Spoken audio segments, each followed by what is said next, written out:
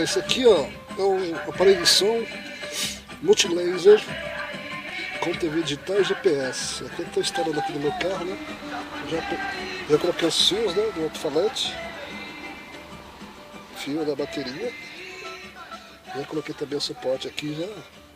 Esse aqui é um Corsinha sedã. Agora eu vou mostrar para vocês. Aqui eu tenho a função, volume, né? Aqui liga, desliga, power. Aqui tem o USB, né? Entrada USB.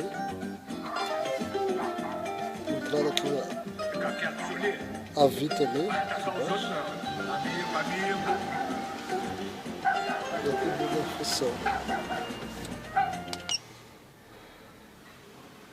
Aqui é para ligar Bluetooth. O celular você pode atender a ligação no carro via Bluetooth. É só configurar o celular via Bluetooth. Aqui é o sinal da TV. Só que aqui o problema é que não está entrando, né? Tá falando que... Ó, tá vendo? Agora eu vou ter que procurar esse problema aqui, porque que a ligação aqui é algum fio que tem que colocar para fazer a ligação. A V. Que raiva.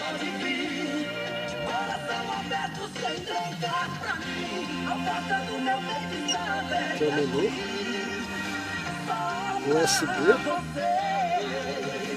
Guarda, cartãozinho. Telefone. TV digital.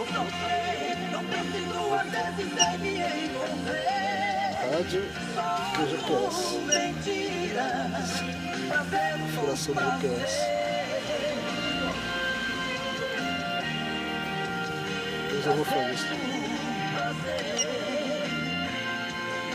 Okay. É isso aí. Obrigado pela atenção. Se inscreva no meu canal. Até mais. Até a próxima. Dê um joinha. Obrigado. Tchau.